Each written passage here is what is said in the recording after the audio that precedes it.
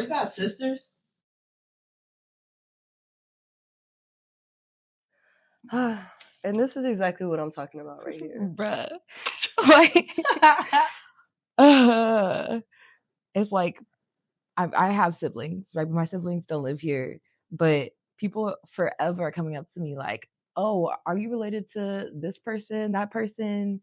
Oh, you look like this girl. I know. Oh my God, I know a girl you look just like. And then they pull up a picture and it's like nothing like you. I'm like, okay, we have curly hair and like skin. That part, that'd be enough. Or you ever have a stranger be like, oh my God, my daughter has hair just like yours. And they show you a picture and it's a whole different curl pattern. And you're just like, no. You know what I do get a lot is like the celebrity comparisons. They'll be like, oh my God, you look like Beyonce, Sierra, Ashanti, who else? Rihanna, all of them, Megan Good. Right. I'm like, I don't look like none of these bitches. Zendaya, I get. I've gotten since people be like, oh, you look like Zendaya. And when my hair is straight, I can kind of see that one. Okay. Right? Or Zoe Saldana, who, Zoe, if you're watching this, please watch this. I love you so much. I love you so much. Adopt me. My mom is dead. I need a mommy. Okay, mommy. I'm just saying I love you so much. Anyways. I get Alicia Keys a lot. I'll give them that one. Alicia Keys too. Yeah, I can see that. I accept Alicia Keys. Other than that, who do I really look like? Like, shut the fuck up with that. You look like Kylie. The one and only. The one and only. Kylie Rain. The fuck? Okay. Whether you're biracial, multiracial, or just navigating life in the in-between. From questions of identity and belonging, exoticization. That's a hard word. Exoticization.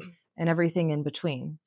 We're unpacking real stories, tough debates, and honest conversations that often get overlooked. If you ever felt like you fit everywhere and nowhere at the same time, this is for you. Hit play and let's explore what it really means to be mixed in today's world. You know what I'm saying? Can you start by telling us a bit about yourself? What's your name? How do you identify racially or ethnically? Or maybe share a quick fun fact about you. All right, y'all. So my name is Frost. My name is Sarah. My name is Annalise Kornowski. My name is Milan. Konnichiwa. My name is Kisaki. Kisaki means miracle in English. I identify as black and white. I'm mixed. I identify, I guess, as mixed. I'm typically like Ukrainian, Polish, and Sicilian. That's normally what I tell people. Culturally, I'm Haitian, Cuban American. I'm Jamaican, Puerto Rican, and Japanese. What was your household like growing up? Did you celebrate traditions, foods, holidays, languages? So I mostly grew up with my mom and my dad's mom, my grandma. And we grew up Jehovah's Witness. I didn't speak Spanish. My mom didn't speak Spanish. Her parents came here as immigrants and they said they had a difficult time learning Spanish. Yeah. What was it like being a Jehovah's Witness? From a kid's perspective, like I used to feel a little bit left out because of like holidays, you know, like not celebrating holidays and birthdays. But I feel like as an adult, I'm like that now. I don't really care. But when I was a kid, I would compare a lot. Even like having to stand up for like the Pledge of Allegiance, never did any of that. Like would just sit down, stay sitting down. And it's like now that I'm an adult, I'm like grateful. Like, I feel like it did teach me a lot of things. Yeah. Although I don't like participate in the religion, I do feel like some of the ways of the religion it taught me like it's stuck with me. But just as a regular, like just a human, just existing, not really a part of any religion. Yeah, like it's okay to be different. So culturally, like traditions, if you will, January 1st. I know it's the first day of the year here, but for me, that's my Independence Day. We eat soup jumu, which is, if you don't know, Haiti was the first free Black republic. And when we captured our independence, we overthrew our colonizer and we ate the soup that we were made to serve them every single day when we were slaves. And then January 1st is when we have the soup jumu. Other than that, I guess it's just little tiny nuances. Like I realize like the way I wash my face is different. Like before I pray, I have different kind of things that I do. It's little nuances more so than holidays, if you will. Looking back, what were some of the biggest challenges or even painful moments about growing up mixed? This can include family, community acceptance, society norms, colorism, or anything else that comes to mind. Definitely community acceptance. I grew up in a predominantly white part of the town, but the neighborhood that I was in was predominantly Black. I don't know if y'all know what this is, but my parents got a bucket of dirty water outside of their house. So like that means like basically when an interracial couple gets married, like it's a form of racism basically. Like, you know, like you dirtied up the water. It's not pure anymore. Basically I'm seeing like a mutt, you know, like so it'd be like, oh, like you're not one of us from both sides, like blacks and whites, like because people, and I might get a lot of hate for saying this. People say black people can't be racist. Yes, they can. Facts.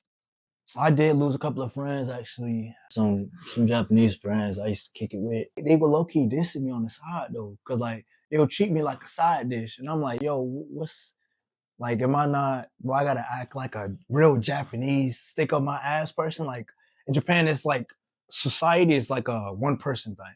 You don't have individualism over there. You have to act a certain way, like you kind of like code switch. So sometimes I feel like I had to code switch with certain people to fit in, but it's like I couldn't be me myself like that. Did you have any black friends in Japan? Oh yeah, I had my little nigga chons and stuff. Yeah, Nigga child? yeah, I had my nigga chons out there Is that what they call them for real? as a joke, like Yeah. sometimes. Yeah. But like if you see on TikTok, they be saying that. But Nigga like Chan. we used to call him like Rui Hachimura, cause like it's a basketball player that played in the Lakers right now. He's black and Japanese, but we call him like Rui's because you know have black have Japanese shit. Okay. When everybody comes up to me, they're like, "Oh, you're not just some basic white girl." Like, and like everybody tells me that. They're like, you're definitely something. Like, I just can't put my head onto it, but like, you're definitely like something." When I was a kid, I would literally just tell people. I wouldn't even tell people I'm Ukrainian. I would just tell people I'm Italian. I would just tell people I'm Italian. No, I would be lying so bad when I was a kid because I feel like, I don't know, I felt like in school because like I got bullied a lot in like elementary school and like middle school. So I feel like I was kind of embarrassed to kind of show that like side of myself, I guess. I just thought like people would like look at me kind of just a little different. So wait, on the positive side, what are some of the joys, strengths, or gifts that you've gained from having multiple heritages? Of course, I feel like when it comes like languages, of course, like switching up, like I can enjoy all of it equally, like the music, the people, the food. Now, when it comes to the people, like there's a lot of people that's probably struggling just like me out there, and I don't know them, but it's kind of like you're not alone. Like I would like to relate to other people like that, that's struggling, or the positive side of things, knowing that you could be there for them. You actually make more connections like that. Yeah. Knowing that you mix, you're not just like not nothing biased, but like people that's like singly mixed, but like people that's more multicultural or trying to understand who they is. Okay, number one, I absolutely have no room for like I don't struggle with my identity or a sense of belonging, and I see that everywhere in everyone. Like I see that so prominently. So I've never struggled with my identity or knowing where I'm from. As a matter of fact, I might have a little bit too much pride knowing that like my people were the first brown people to ever be free, and then let alone to know that they freed themselves. Not only that, like America's history is messed up. We all know it. We offered to pay for every brown black slave's head here, which is how you know like slavery was just literally to get in your mind, because if it was a money thing, you would have grabbed the money, but they didn't. So I could say identity wise, for sure, that's a positive thing.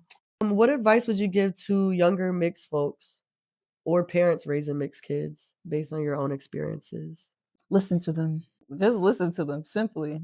Ooh, I feel like I'm talking to my younger self or something. And I guess for kids like me, people like me, you kind of got to figure it out on your own, you know? Like you got to dig into your own background, figure it out for yourself. Just keep your head high. Just continue to keep on doing you. Don't change anything about you.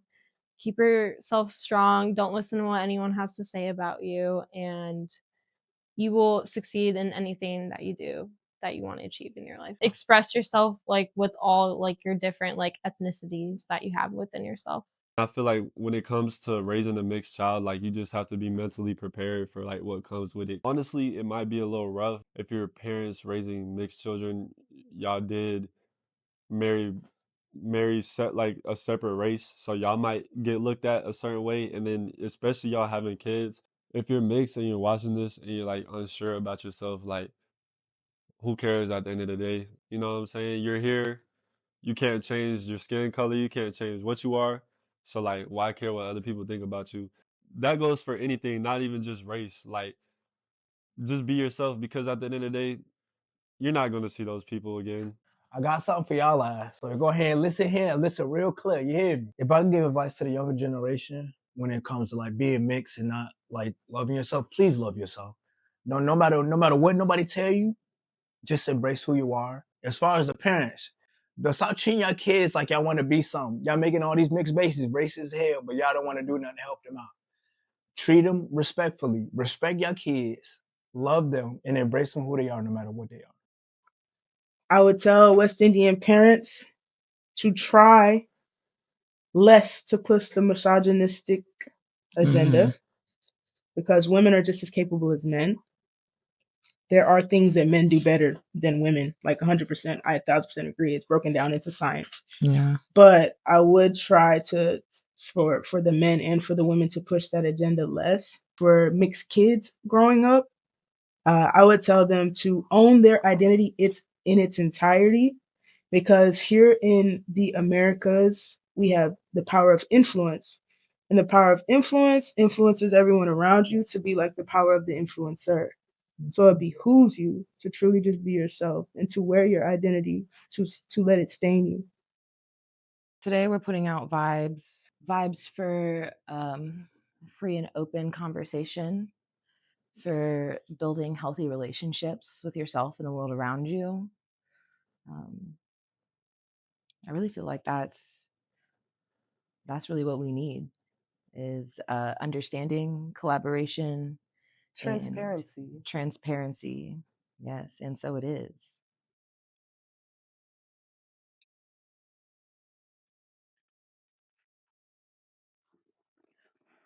So today, Oh yeah. we got the Flecha Azul Reposado. All right. We got If you know me, you know I'm a tequila girl, okay? Mm-hmm. We got the tequila girl. Kahlua, and I've got some raw local honey. Always local honey, okay? I don't really have a name for this drink, but I do make it a lot. All right. You can really make it with any tea. It's good with any tea, but today we're gonna do it's a orange masala chai. Okay.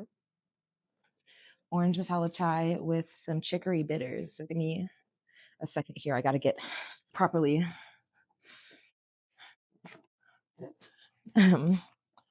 ready. Okay, and then these are chicory pecan bitters. It's such a cute, tiny little bottle. Isn't it cute? It's perfect. Aww. Perfect little travel size. I already pre-made my tea mixture, so I'm just gonna pour that in there.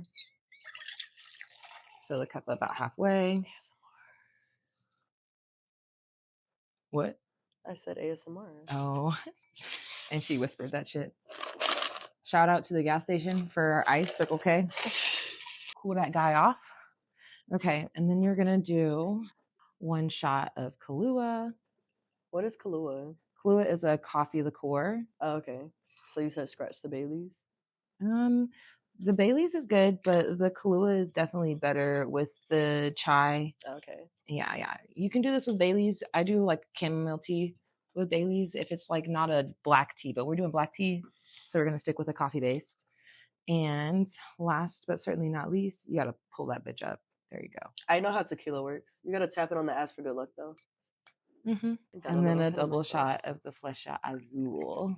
A little bit of honey. Can't waste the honey. Okay. And last but certainly not least, our bitters. We're gonna put 1, 2, 3, 4, 5 drops. Mix it around real good.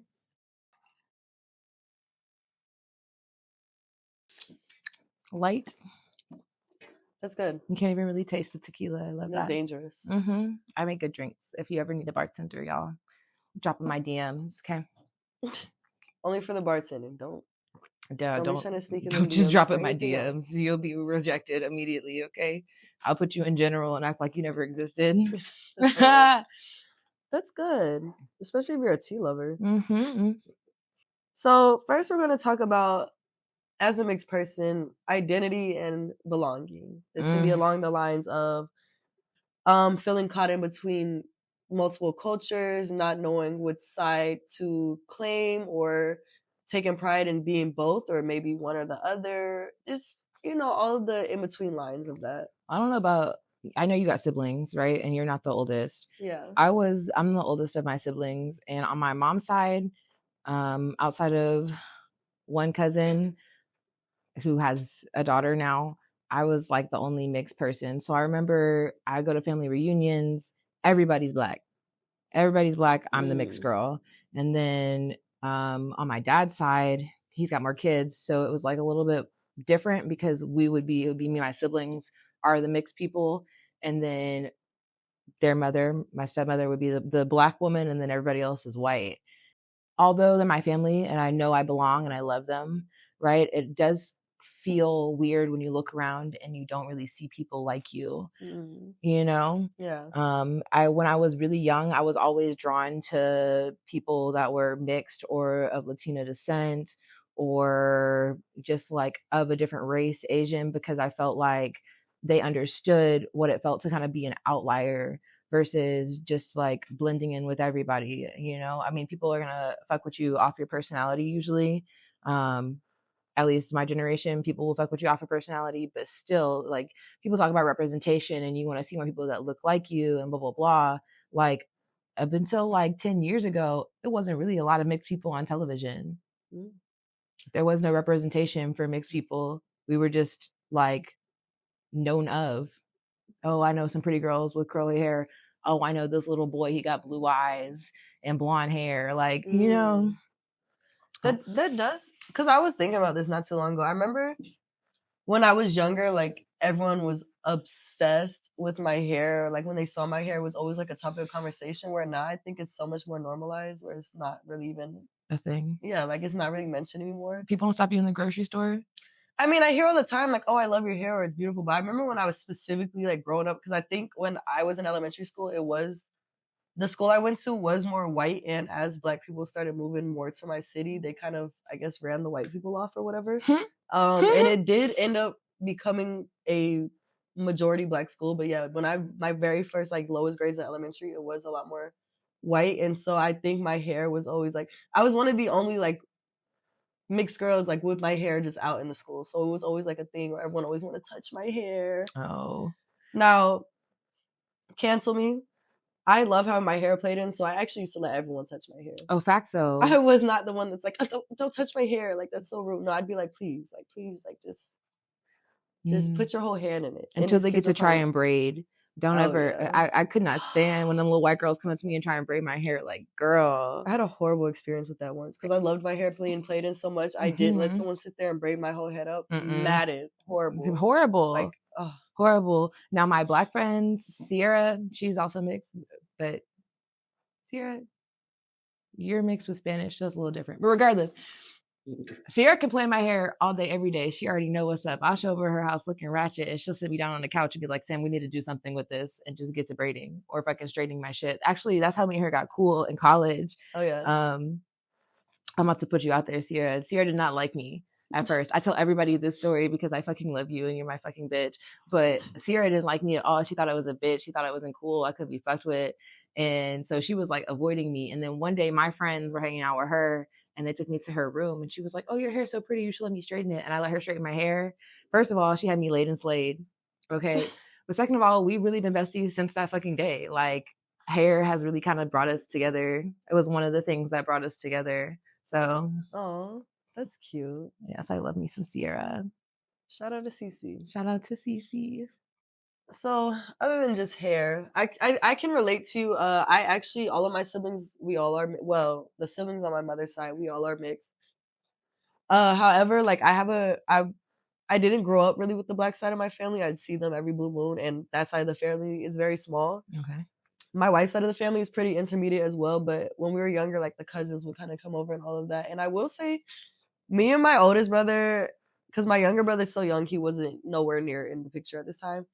Me and my oldest brother, every time the family would come over for holiday gatherings, it would always be like the whole white family. And though we were raised by two white women, my mom's not a lesbian. My grandmother and my mother raised us. Stop. And so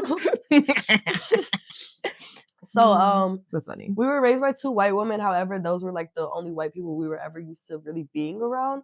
And then we went to predominantly black schools or black areas. So when the white family would come over, there would always be like, we'd kind of shoot each other, just look, love my family.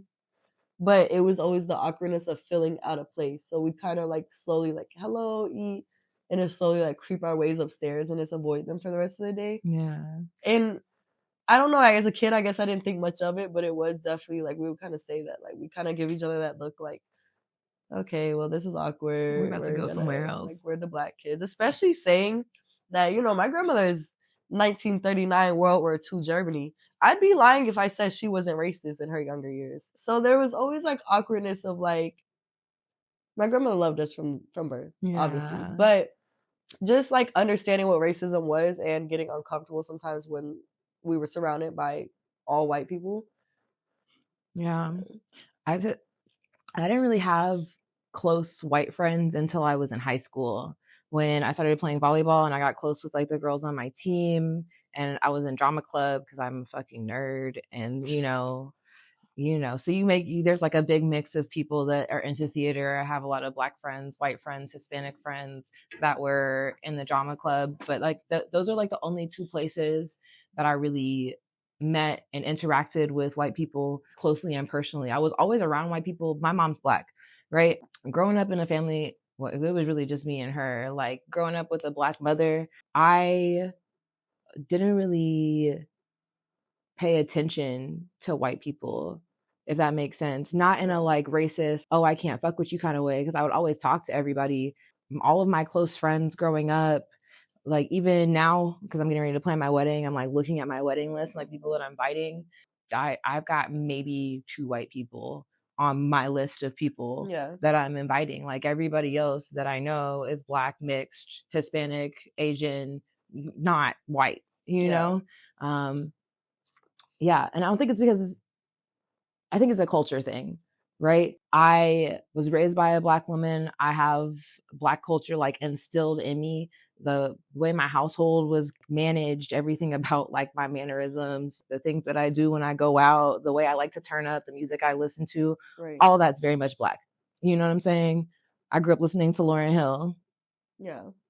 Right. I know white people that don't even know who she is. What? If you're watching this and you're white and you don't know who Lauryn Hill is, educate yourself on the miseducation of Lauryn Hill. The fuck? Nah, for real. What? That shit blows my fucking mind. You don't know who the Fugees are? Yeah. What fucking rock? Anyways. And I'm a 90s kid. Anyways. I'm sorry. That was a tangent. So like when was, I guess as a kid, like when was the first time you really noticed you were different? Like I could say, if you need a moment to think, I can say personally, I actually used to, until I hit maybe like the 2nd grade, maybe even late 1st grade, I used to like hate my hair, and not like hate it like I need to chop this shit off and get a perm or something like that.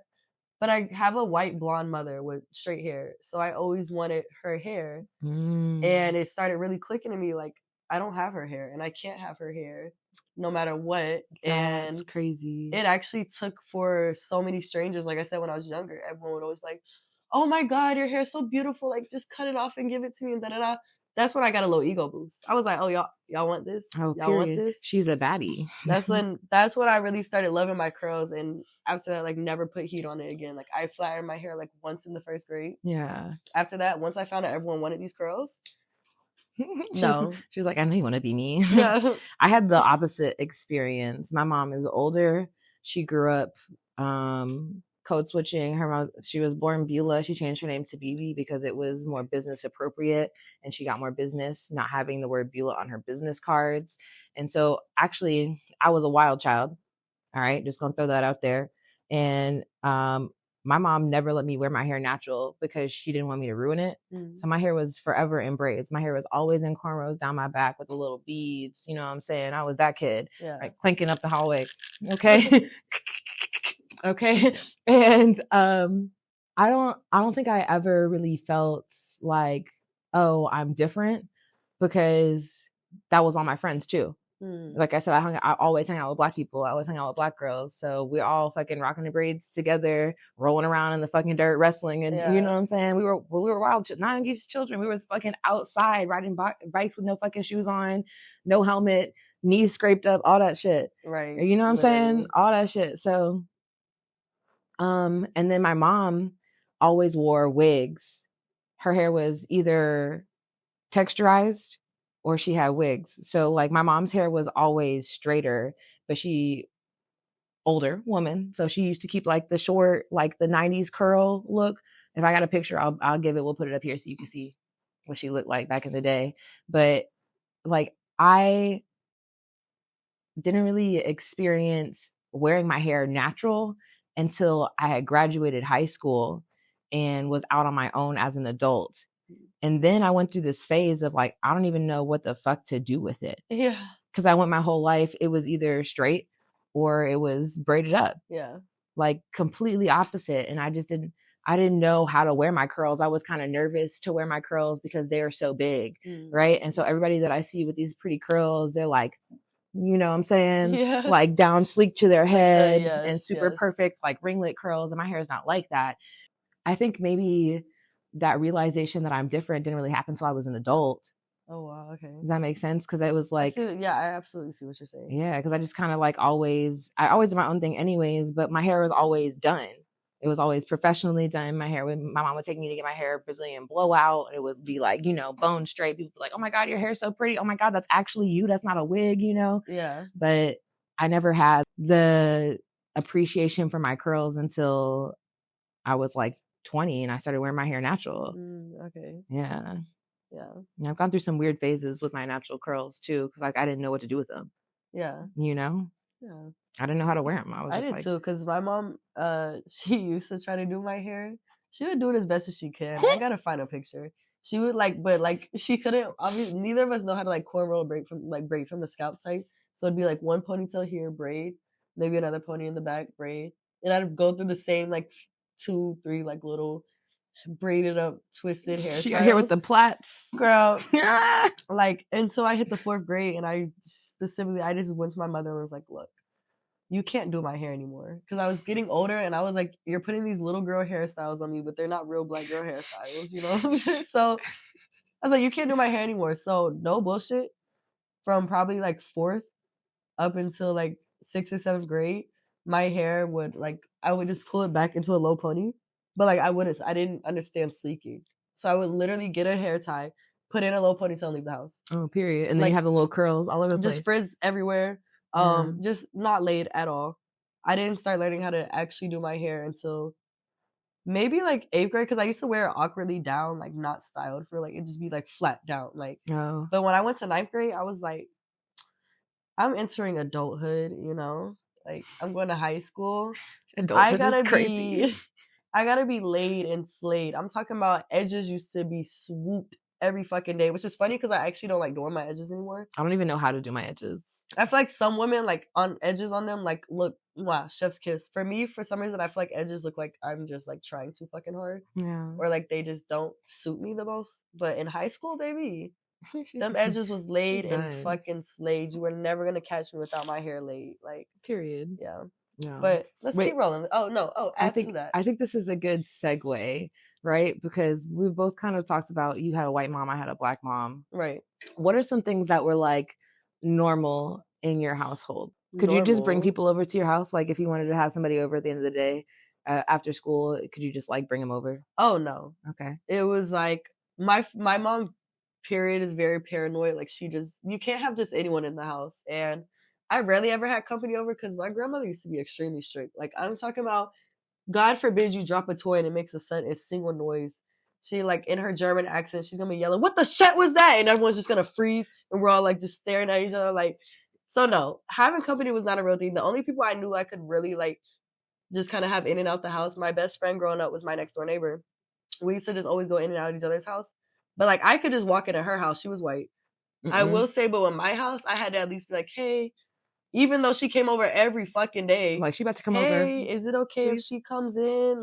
I still had to get that permission. Okay. I will say. Okay. Yeah. Yeah. You thought you were gonna get me with that question. No, I'm curious. Okay, because one thing about my mom, Like, one, I'm not hanging out with you unless you met your parents. Oh, that was a big one right there. Like, I don't care how much you like this little girl, how cool she thinks she is. Her parents need to come over here and introduce themselves to me before they come up in my house. And especially sleepovers were taboo. Like, it was a very small handful of who I could actually have a sleepover with. And like you said, especially as a kid, like, no, it's not just anybody just coming over here. Like, let me meet the parents and all that. So yeah, definitely that. Yeah. No, people, my friends used to be afraid of my mom because you come over to my mom's house. Okay, we're doing chores together. The fuck, you thought this was a play date? No, Sam needs to do the dishes. So I guess you need to go over there in the kitchen with her, pick up a rag, figure some shit out. Nah, she need to clean her room. Y'all can play after that. That was my mom. The fuck? Y'all. That is hilarious. Yeah. I will say, like, not in the same context, but I will say, one of my best friends growing up was black, and like her mom, like, I wasn't allowed to bullshit over there. Like, we're both getting disciplined. You're like, not playing. We all in timeout. The fuck? What you mean? Like, she was one time, like, she was like, I'm about to beat y'all with this fucking remote. I was like, oh. It was like so normal because like growing up, like, she was my second mom. Like, oh, we're about to get our asses whooped, and that's what it is. Look, and my mom, she would call your mom right there in front of you. Oh man, you know what your daughter just did over here at my house? Yeah, you might want to come get her. Yeah. Nah, Sam about to be doing homework for the next 2 hours, so I don't know. They ain't doing nothing. Okay. Yeah. No, one thing in my household that doesn't have anymore, like my younger brother has no idea how good he has it. Oh baby, we used to get them whoopings. Like, it may not as bad as my older brother because he used to be trifling as hell. Like, I was just a crybaby, but we definitely got some whoopings. Like, I know about them switches on the tree. My grandmother, like, she'd be like, go get that wooden spoon. The wooden spoon is we'd wild. have to go over her knee, get roll a them newspaper. The whoopings where you about to get in the bath and it's like, take your pants off so you can get that skin to skin contact. That shit hurts, okay? What? Trying to close the door before they yes. And you better not slam that door either. Oh my God. But now, one thing I can say, like, obviously, and as we continue this discussion, we're definitely going to see the differences in black mom versus white mom. Yeah. But what I will say is my mom, like, she just always gravitated to black people. She's always had, like, black significant others. All her friends are black. Like, she always hung out with the black kids at her white school. Like, it was like that. So certain things she definitely did take away. But I'm curious to know, like, what the differences really are. My mom was the opposite, right? Like, she always dated like white and mixed men. The first time I brought home a black guy, she was surprised because I grew up in Kennesaw. So my mom, I lived in the suburbs too. And my mom was like, it wasn't mad. You know what I'm saying? She's black. She loved her people. I'm black. I love my people. But she was surprised. I think because of the way I am. Obviously, I'm not like your stereotypical. Yeah, like stereotypical black girl, right? Like, I don't present myself or speak as though I fucking grew up with a black mom, hanging out with black people, because I fucking grew up in Kennesaw. The fuck? When I tell people be like, "Oh, where you from? Where you grow up?" When I tell them I'm from Kennesaw, they be like, "Oh, that makes sense." Like, yeah, because I was raised around all them fucking white people, and I act like them. But I love black people. No, for real. I think sometimes what I do get is one. You probably get a lot too. Like, the question is always like, "Oh, are you from up north?" Just because I speak. Because I speak proper. Yeah, I speak very properly, and people, I think they get surprised because the way I present myself on a regular versus if I'm in a space where I feel extremely comfortable and safe. Sometimes you might get that little wretched side on me. You might be like, "Damn, I didn't know this bitch could turn out like that." Like, sometimes you still, that's that code switching. Like, but I think naturally I do resonate in what people would consider to be like slightly more white behavior. Yeah. Whatever the fuck that means. We know what it means. I like to go on hikes. That's I like to put my bare feet on the ground. I'm grounding. I don't give a damn. Oh yeah, I'm a barefoot motherfucker. Yeah, I think one of the funniest comments I got recently was it was this one set I was on a few months ago. I was doing a wig shoot. Okay. And the guy that installed my wig was separate from the makeup artist. So the makeup artist only saw me this entire time. She never heard me talk. And she was like, every time, like, she would keep having a conversation with me, and I kept seeing her kind of like taking steps back and kind of like squinting her eyes looking at me. And she's like, you're white, right? Like, you're white? And I'm like, I mean, first of all, come on. What? Like, I know my features are a little Eurocentric, but like, No, you definitely have I do white have very features. white features. Yeah. However, I'm like, girl, come on, look at my skin. She was just so confused. And she was like, well, she was like, here, you're white, but you talk like a black woman. And I just kind of laughed. I'm like, yeah, I get that. I guess though I've had a lot of people tell me, like, when I open my mouth, they're like, I did not expect your voice to sound like that. Especially people that would follow me like on Instagram and stuff. Yeah. When I started finally doing like videos where I was actually talking to the camera, I did get a lot of DMs like, oh, I didn't expect you to sound like that. And I'm like, what if he was just a hood ass white girl? Like, the fuck? I'm like, not the way I speak, but the physical tone of my voice. I have that auntie, raspy, like, deep, like, yeah, that type of voice. And I'm sure you can relate.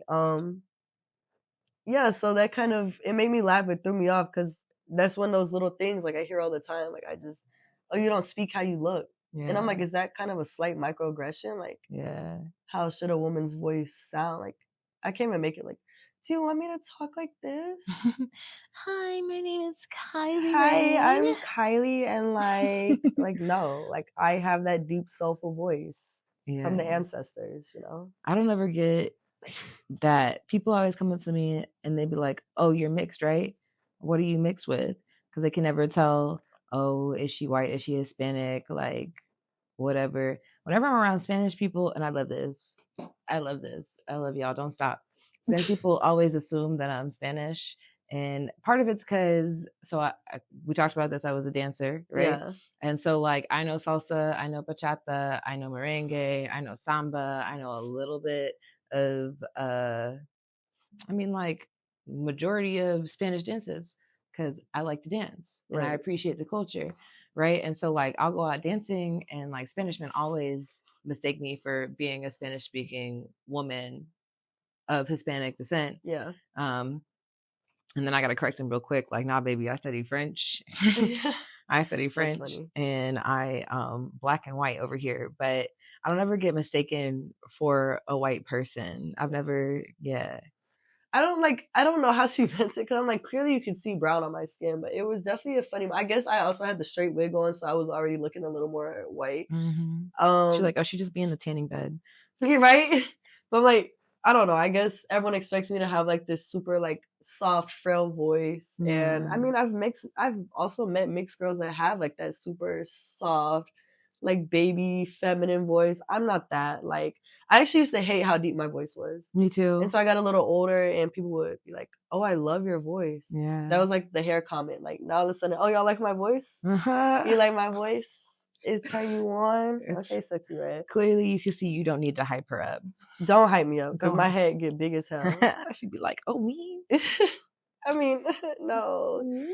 But yeah, and just other comments regarding race. Like I was saying, when I was in high school, and my coach's daughter was just like, "Kylie, what do you mix with? Like, you're just so."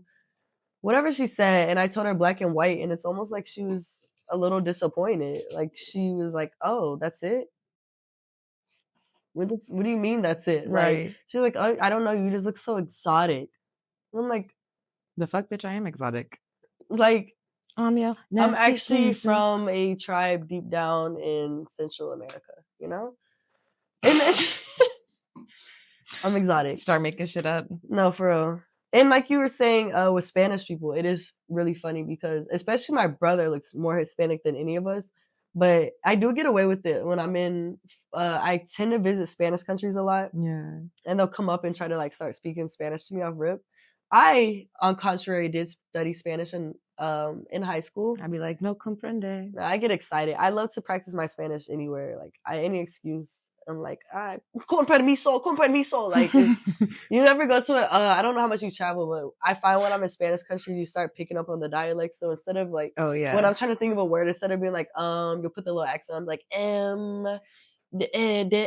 Now, whenever I speak Spanish, people tell me I sound Dominican. I think part of it is the rasp in my voice. I think that's a lot of it. Right. And because I got this brown skin, like Dominicans tend to be, y'all, you know, if you're Dominican. Afro Dominicans. Yeah. I think I do get mistaken as being Dominican a lot. But yeah. I don't know. People look at me and they're like, what the fuck are you? I'm actually Brazilian, 100%. I'm gonna start just saying something silly. That's what the Brazilian, like, Brazil is like America. Sorry, side note. Brazil is like America in that it's a melting pot, and that everybody and their mom is in Brazil. It's Asian Brazilians, it's white Brazilians, it's black Brazilians, you name it, they Right. got it. Right. But Brazilians don't be like, oh yeah, I'm white and Brazilian. Yeah. Oh, I'm Asian and Brazilian. If you ask somebody that was born and raised in Brazil where they're from, Right. they're gonna be like, oh yeah, I'm from Brazil. I'm Brazilian. Why can't I just be like, yeah, I'm American? Right. Yeah. I get asked that so much. What do you mix with? What do you mix with? American. Right. I'm mixed with American. Yeah. You know? Yeah. That needs to be a thing. Yeah. You know? I mean, I know it's a thing in other countries, right? Because Americans go travel, and people are like, oh yeah, you're from America, you're American. They don't ever look at you and be like, oh yeah, like, oh, you must be Haitian. You know what I'm saying? Like, oh, Yeah. like, you're from America. Well, I think in the States, like everyone, we're so in our own bubble that in America, like we are the whole world. They think that every like America, everyone's convinced that it's just multiple countries. Like, no, we're all Americans. We're so in our own bubble. I agree with you. Like when you travel anywhere, especially because a lot of people they hate Americans. Like, yeah, they're American. Like nobody's like, oh well, what type of American are you? Like, no, it's just like I'm American, like, and everyone knows that. Yeah. But I think another thing. Wait, side note. Yeah. I want to go back to what you were talking about, being on set for a second, because I have a lot of experience on set too. Okay. And I'm gonna start by saying that I know for a fact, looking the way that I do does kind of give me an edge when it comes to casting. Yeah. Right. And I say that humbly, right? Because I'm so grateful for the ability to book roles just off of the way that I look and my talent, I guess, like my ability to speak and do stuff. But I can name like music videos that I've been on where I get on set and I'm the only mixed girl. It's all these beautiful black girls. And when I say beautiful black girls, you know, Atlanta has so many beautiful black girls, right? And they be bodied the fuck out, hair laid and slayed. And still I get picked to be the feature because I just look different. And I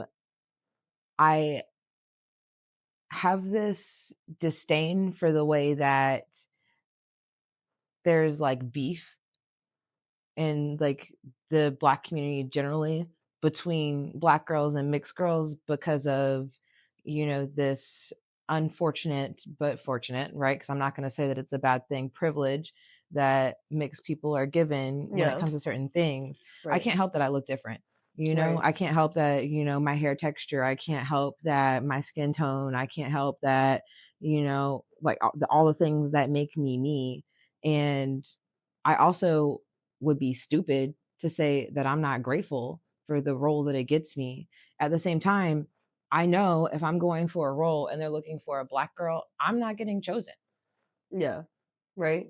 You know, if they're looking for a white girl, I'm definitely not getting fucking picked. They're not looking at me. Yeah. You know? And so it's like there is a role for everybody. And then like in those situations where there's no specific role and you happen to get picked out of a crowd, it's like exotic. You Absolutely, know, I do look exotic. I do look androgynous, but I look indigenous. I look like how I look, and I can't help that. Yeah. You know, it can be hit or miss because I think it always does become an awkward conversation when, you know, colorism is real. And I can even remember back in like 2014, maybe where you put the collages and they have the most beautiful girls and they'd be like light skins versus brown skins versus dark skins. It'd always be like that. But now I feel like I have been in spaces where I think it is always an awkward thing because, like you said, and also it could also be maybe not the, oh, she's light skinned. It could just be like, oh, she maybe just presents best on camera. Like at the end of the day, you're a pretty girl. I'm a pretty girl. Yeah. But I do know for a fact it is that awkwardness of, okay, in Western culture, especially, but I would say everywhere, like lighter skin is deemed more acceptable. So oftentimes we do get picked for those lead roles, but then it could also be, well, you have light skinned, fully Black women. Now it's a conversation of, well, she has the good hair. Right. She has good hair. That is such a fucking awkward conversation because good hair is healthy hair. And I've always hated that growing up, especially even hearing my own friends. I've had so many Black friends growing up, and it's always, they don't accept their own hair. Like they always tell me you have good hair, or I wish my hair was like yours, or even grown adult women. Oh, it's like fucking not sexualizing, but fetishizing mixed children. Oh, I'm gonna marry a light skin, or I'm gonna marry a Dominican, or I'm gonna marry a white person, so my Black child can men. have good hair. Mm-hmm. What the fuck? And why would you even say that? Because if you do end up marrying another Black person, that's projecting what you think of your child. Like, my child doesn't have good hair. And that really reflects into childhood insecurities, which is exactly why in the Black community, there's a big issue where women won't wear their natural hair for real. And look, I might get canceled right now. It's always a claim of, oh, my hair is just difficult to manage. I get it. You don't want to do your hair every day. But I think Black people in general are just not being taught how to do their hair because they're being taught how to hide their hair. Agreed. Because you've never been told you have good hair as a Black woman. Or you need to braid it up and put a wig on, or you need to, whatever, you need to have this look to be laid and slayed to be a baddie. Yeah. The baddie is the 40-inch lace front. Like and then you get in the industry and it's like, especially in Atlanta, it kills me because I see all these, like, we have so many Black businesses or like things that are targeted to Black people because it's such a Black city. And then it's always like, we want natural girls and we want this and that. And I think on the contrary, another thing that kills me in advertisements is they only want the natural hair, but they either want our type of frills or they want the bald look when they advertise Black women. I've never seen women with braids, extensions, like it has to be a fucking bone silk press bob, a wig. It has to be something that's on these ads, and there's absolutely no representation. So then that comes back to us of sometimes we're booking roles or we're on sets where there's some sort of tension or friction or controversy because we have the good hair that they want to show, but they're advertising to women that genuinely are not actually even doing this with their hair. Like you're never seeing these protective styles. Yeah, and then just to bounce off what you were saying, there is, of course, the industry has their own beauty standards, and those beauty standards are quote unquote different depending on what your skin tone looks like. Like I know a lot of white girls that would say, you know, I couldn't model or I couldn't do this or that because of, well, I'm not tall enough, or I don't have these features, I don't have blonde hair, I'm not built a certain way. And like that shit is all industry. In real life, I would love to see the world move towards an understanding that the beautiful dark skinned girl and the beautiful light skinned girl are both equally beautiful. It's just one happens to have a darker skin tone. And I know that there are some people that are out there that will look at two people that are completely different colors, a beautiful white girl, a beautiful Black girl, whatever, and say like these are just both two beautiful girls. But the conversations that I hear in private rooms is not like that a lot of times, especially around Black men.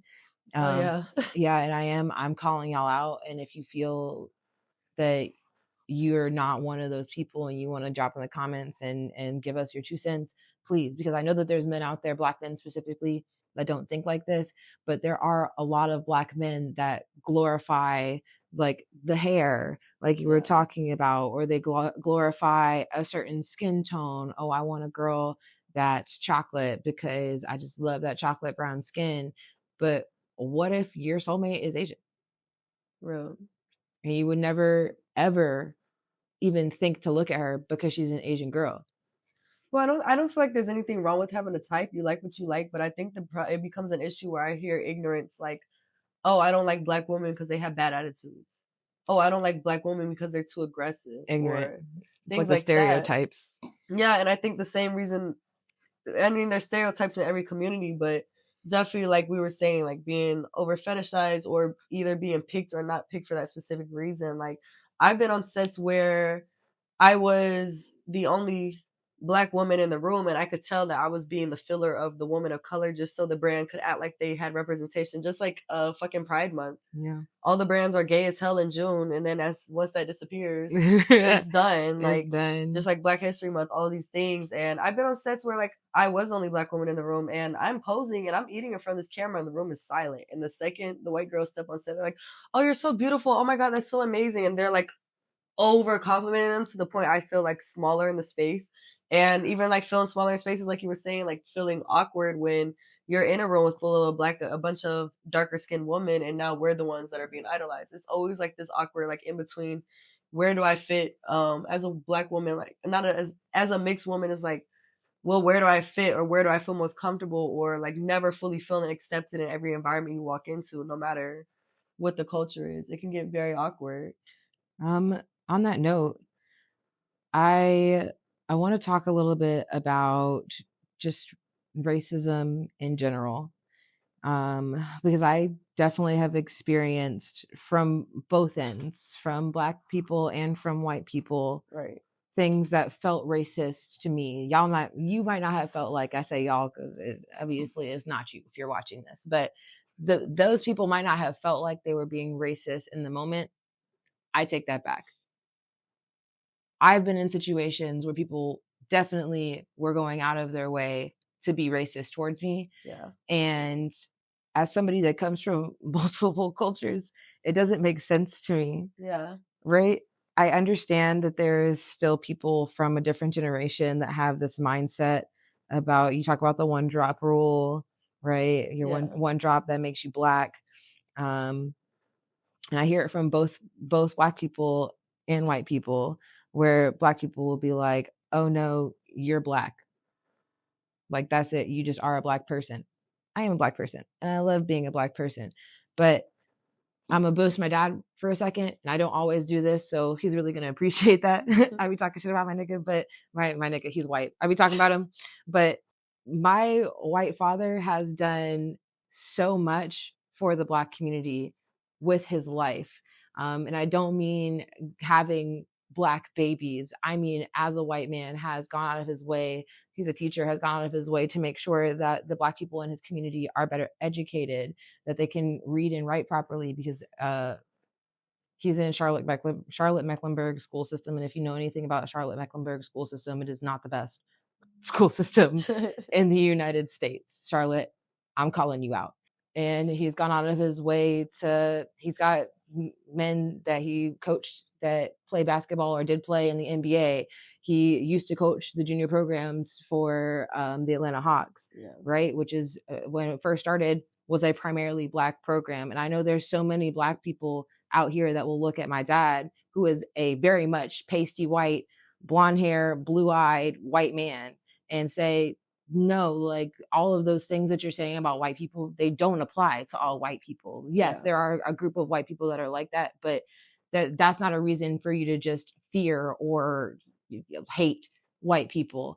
And so I just personally, I feel like racism in the 21st century, if you're not in your 70s and then grow up during segregation and integration, why are we bringing these things up? Like, why are you making it apply to your situation? I understand racism still exists. Like, I've been in a room. I dated this girl in college, this white girl. She took me home to her family for Christmas, and her grandfather, extremely racist. So we sat down to eat Christmas dinner. I will never fucking forget this. We sit down to eat Christmas dinner, and her mom is like, oh, you go to her school, blah, blah, blah. And I'm like, yeah, I'm making all this small talk conversation. And I look at her grandfather to say, oh yeah, like, how are you? Happy Merry Christmas. This white man did not even look in my direction, did not speak a single word at the dinner table the entire time I was there. That's not the only time I've experienced racism, but that is one of the most profound, life-changing moments where I was like, oh, you don't even see me as a human being. We were kind of talking about that. Sometimes I'm in spaces where, you're so, especially this time and age, you're so comfortable just being who you are that sometimes it takes that slap to the face to remember, like, oh, the world is not the same everywhere. And just simple moments of certain places I go that are not familiar, and they're in a different city or a different state, wherever I'm going, sometimes even a different country. And I'm walking around and it's like I don't exist. The word excuse me doesn't exist. It's like I'm being put second. I'm being pushed by. And I'll turn around and see them asking, other white people like, oh, excuse me. But like when it comes to me, like I remember one of the things that really slapped me across the face, I had to work in Illinois. I had to work in when I touched down in Chicago. From everything I knew about Chicago is Chirac, like The we want to black blow ink. this bitch up. Like I'm thinking like, oh, I'm gonna go. Like it's gonna be Atlanta Part 2, but landing in the O'Hare Airport within itself, it's like I didn't exist there. I did not expect to see like a fully white airport, and when I got there, it's like I'm having to keep stopping and getting out of people's way, which I hate that we subconsciously do it as black people. We move out the way. Yeah. Because it's like we don't exist. Like you're not standing there. It's like we're being treated second to everyone else. And I hate that shit. Like that's one of my biggest pet peeves. I've been in so many spaces where I'm so comfortable usually just being who I am and being treated so nicely. And then I finally get into unfamiliar territory. And now it's like I don't exist or I gotta assert myself. I'm less than you and I have to move around you rather than us mutually moving around each other. And I hate that shit. Yeah. Or we were saying like sometimes you walk into different environments, like you walk into a black bar and a lot of people, they go to these black places and they feel threatened, like, oh, like there's so much danger and they're gonna steal our cars outside and blah blah blah. Where on the contrary, I as a mixed woman, I walk into a black bar, I feel safe.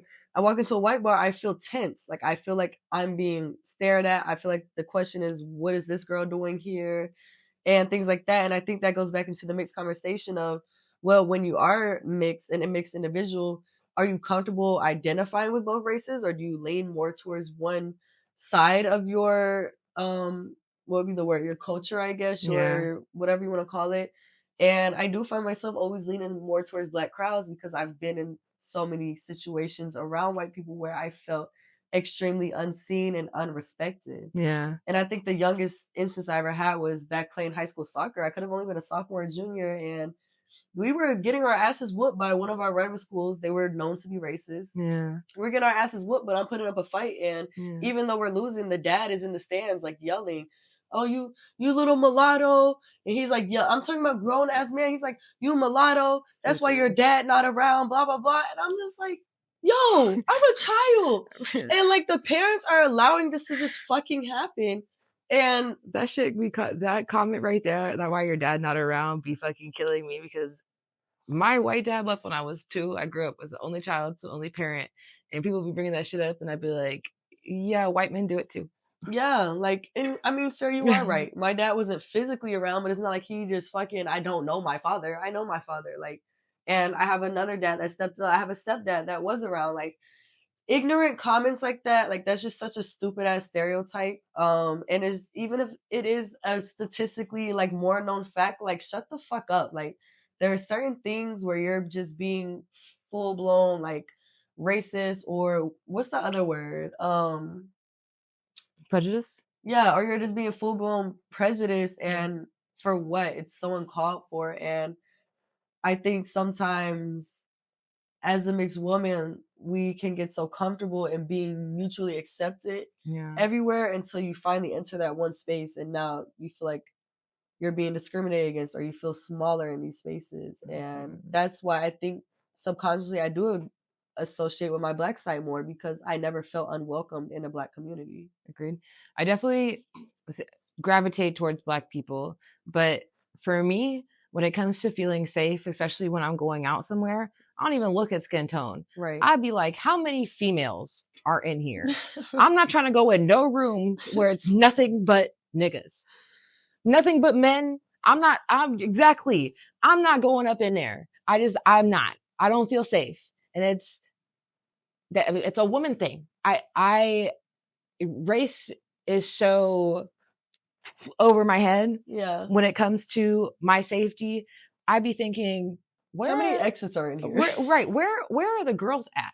Like, where are the girls? And specifically, where are the girls? If I walk into a room and I notice all the girls are me mugging, I'm not drinking, I'm not smoking, I'm fucking in my phone, I'm not looking at nobody, because I'm not putting myself in a situation where you're going to be fake towards me to try and either benefit off of fucking whatever privilege it is you think I have, or God forbid, try to fuck me over because you're upset about something that has nothing to do with me. Right. You don't know me. I don't know you. If we can't just fucking, oh, wow. And I love this about Atlanta. Everywhere I go, I see pretty girls and I'll be like, oh my God, you're so beautiful. And they just smile and are so accepting of like the energy, like just good energy. And You don't see that shit everywhere. Yeah. You know, you definitely don't see that shit I everywhere. mean, you do still have distinct women out here, and I walk in the rooms all the time where I can see women just like. Yeah, but they be by them damn selves. Yeah, they do. Like, if you notice a woman is never around other women, that's a red flag. Right. It's a red flag. Not because there's something wrong with men, okay? Not hating on men. I love men, but feminine energy is so important to balancing like your personality, to helping you understand, and for both men and women, understand the world. Yeah. If you only have male opinions, your opinions by nature will become masculine. And then you wonder why you can't find a man that will put you in your femininity. Yeah. Do you have any women around you? Yeah. Oh, but you don't trust women because blah, blah, blah. Oh, somebody took my man. Well, whatever it is. Not every woman is like the woman that you hate, that you don't like. Yeah. Womanhood and sisterhood are very important. So I think important. we need to acknowledge that more, because I think, and this is not fully related to the topic of the episode, but I think it is a known fact that as young girls, we are pretty much taught like your role in life is kind of to find a husband and be his wife. Yeah. You know, so I think subconsciously a lot of times women were just being pitted against each other, just like communities as well. Like dark-skinned women versus light-skinned. Like there are so many underlying issues in society where we're constantly being pitted against each other for every little thing that makes us different. And I'm like, that's so stupid. Our differences should be like what brings us together, because at the end of the day, we're all living the same human experience. Period. It's going to be a little different, you know, based off of your features and your background and your status, whatever the case is, but we're all living the human experience at the end of the day. And I think that just ties us back into the conversation of being a mixed girl and how fucking stupid racism is. It is. Like, but I think one random question I had, just in case the camera dies. Have you ever been in a room or a situation, regardless of the race you're around, where you felt subconscious about using the N-word or any type of black slang? No. Period. No. You did grow up with a black mom though. Yeah. So I can understand where like that's naturally just like, I don't fucking care. You just heard me say nigga like how many times, referring to my father, my white father. No. Yeah. No. And if you feel uncomfortable, I mean, out of respect for people, if they feel uncomfortable with the word, I won't say it. Yeah. But that's in my fucking vocabulary. Yeah. You know what I'm saying? Like I'm gonna fucking say this shit. Period. You know what she's saying. You know what I'm saying? I That's guess like, yeah. It's a term. Yeah. I guess in my head, like one thing I was thinking about is like when I did like start getting a little older and like all the jokes started cracking, like, oh, you're light bright, you're this, you're that. Every now and then I would get a little subconscious, like, I should not be saying the N-word. Or even sometimes people be like, oh, that's not feminine, that's not ladylike. But I grew up in a school where like bitch and nigga are vocabulary. Like that's all we refer to each other as. So it's naturally in my vocabulary, and I find myself in spaces like, for example, like maybe I'll get on a set. I was doing a set in Charlotte. I was the only black person on the set, period. And like I would keep slipping up and saying the N-word, or like I would do certain things like I would out of nowhere be like, period, like stupid shit like that. And I'm like, like I'm not code switching right now. And I felt so awkward. Like I'm like, am I just giving the wrong vibe? But I shouldn't have to feel like that, because that's just who I am, and that's in my culture, and that's in my vocabulary, and like that's just what I do. I should not feel like because there's a difference between professionally code switching and feel like you have to change your whole fucking identity to be in a room. Period. And I think that's something I'm still learning and growing and doing when I'm in certain rooms around certain people. Not even just there, like I was saying, like I'll be like, yeah, like period, and all these things, or just do things that naturally are more in Black culture, and I'll realize like, this is not how they talk out here, or this is not what they do out here, or like it'll make me a little subconscious, like let me tone it down a little bit. Like, and the only time that I'm really truly overly conscious about the way that I say certain things, I coach volleyball. Yeah. Okay. I coach young girls. You will never catch me cussing around little girls. You will never catch me twerking, talking about adult stuff around young girls, because I believe in adolescence and that should be protected. And the same thing with their parents. Like I'm always going to speak to my clients respectfully. Right. But if you're my client and we hang out outside of the environment where I'm working, best believe you going to get Sam. You're gonna see a side of me you ain't even know existed. Or maybe that you knew existed and just wanted to see so fucking bad. Right. That's how it be a lot of times. Like, no, I know this bitch. I know this bitch is just, Yes. you know what I'm saying? I see the code switch, and that's cool. Like, as long as you know that I'm handling my business, right, and you don't come over there trying to act funny, I can't stand that shit. yeah. When I'm like in a business or professional situation, I've done this before where like I'll be in a professional situation and I'll try to bring a friend in and they want to act like we're at home. So embarrassing. Bitch, this is money. You playing with my fucking money right now. You need to go sit your ass down somewhere. Right. We can do that shit when we sitting at my house. Right. But right now, whatever the fuck you thought you was gonna say to me, what's it? Table it. Save it for later. Right. Okay, because right now, we working. Absolutely. I think any environment should be professional at the end of the day. But like I've even like seen the jokes online where it's like there's a trend going around where it was kind of like stop using black slang in offices because the white people are taking it. Yeah. And it's like yeah. And it is funny. Like it was a hilarious trend, but it is real. Like I said, it's not even it's just little things. At the end of the day, cultural differences exist. So there are certain things we may say or do that like in the white community they're not saying and doing those things. So when I am in those rooms, it's kind of like I'm hearing myself doing and saying certain things that I know they're not doing and saying, and I'm like, damn, let me adjust to the room. But it's kind of like, no, fuck it. If I'm being respectful, I'm being professional. I shouldn't have to worry about how I speak and how I present myself and what's right and wrong to say in the moment and blah blah blah.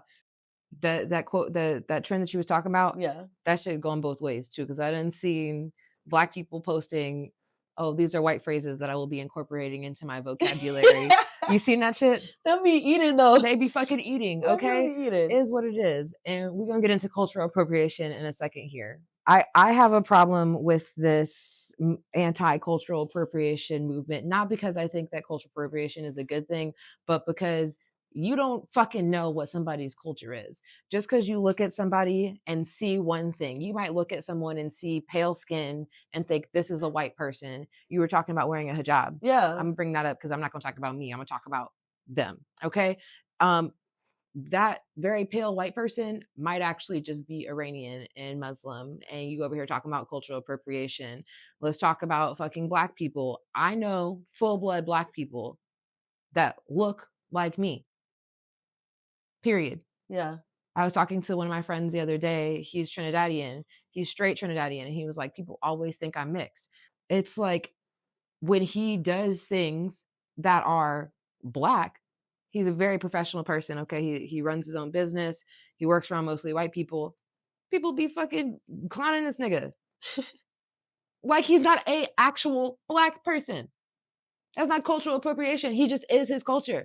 If I'm Asian and black and I do fucking ramen every night for dinner, but I be fucking twerking on the weekends, like that's none of your fucking business.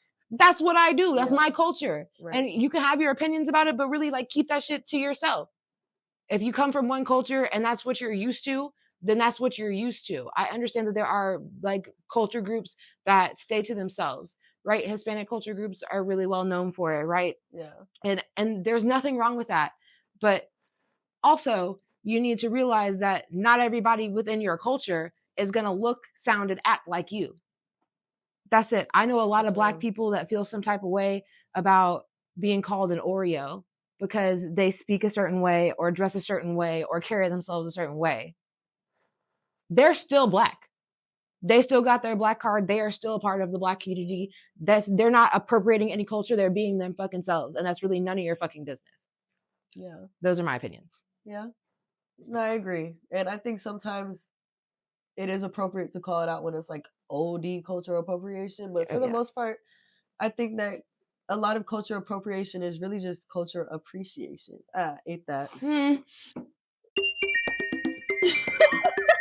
All right, double bell ring for that shit. We gotta get the bell ring. Okay, double bell. But no, sometimes I think it can just be cultural appreciation. We can't say that we're trying to move forward as a society, but we continue to exclude everyone from everything else.